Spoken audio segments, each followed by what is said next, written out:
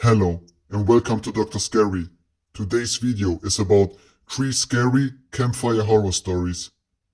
Don't forget to like, comment and subscribe for more scary and creepy videos like this.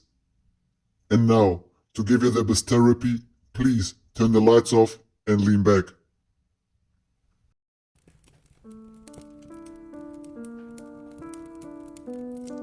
There was a body of a fairly large person once found in the woods. They were quickly killed, and there was nothing extremely off about the scene, except he had half of his pointer ring and pinky finger all missing from his left hand. No one could find the missing fingers, and they never found any clues.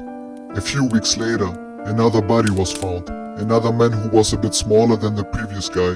Same situation, quickly killed and 3 fingers missing, all from the left hand, and still no clues. A few more weeks and went by, and this time it was a woman who was found, smaller than the second guy found, same fingers missing from the same hand. This went on for a while, with the victims getting smaller and smaller, until it was kids' bodies being found. One teenager's body though, only had the ring finger and pinky finger removed. The police found a fingerprint at this crime scene, and they found it matched the prints from a theft record from the previous victim.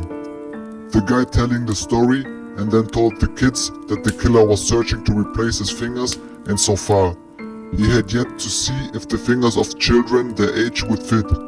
He then took off his glove, showing he had a scarred pointer finger, and was missing half his ring and pinky finger, and then lunged at the kids while screaming.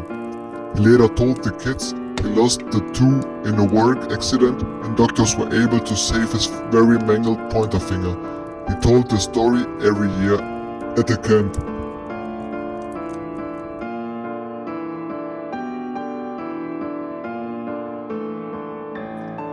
There was a Brit who was driving through Ireland as the weather got progressively worse and day soon turned to night. He suddenly realized that he was on the wrong road, but there was nowhere to turn around, so he pressed on, barely able to see the road through the rain.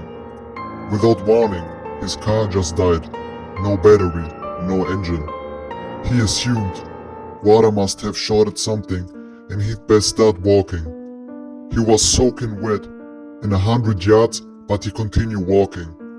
An hour later, he heard a noise behind him and turned to see a car coming very slowly up the road behind him, its lights very dim. As it reaches him, he reaches out through the torrential rain and opens the back door and jumps in. Shocked, he is the only person in the car.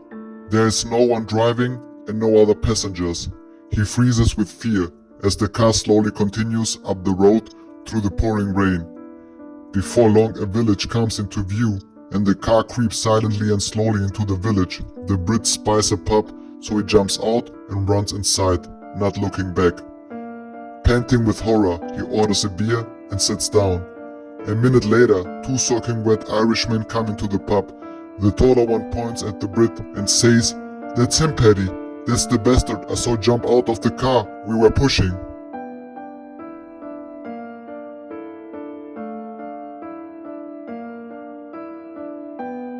So, a story I always tell around at campfire that I think is quite spooky is the legend of El Silbón, the whistling ghost. It's a Venezuelan folk tale, but I have a tradition of telling it.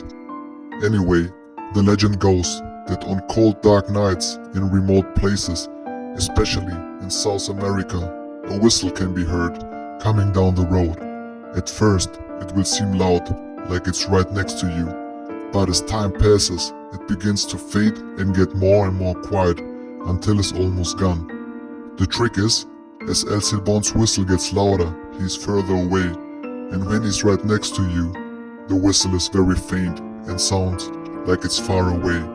Once El Silbón is at your doorstep, he will sit down and begin to count the skulls of his victims, and you have to listen to him count every single skull, or one of your family members will die soon after and become one of his skulls. El Silbón is said to dress like a farmer with a large straw hat, torn clothes, ghostly aura, and a pale dead face.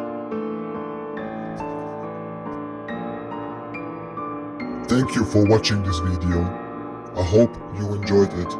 And now I wish you a very spooky night.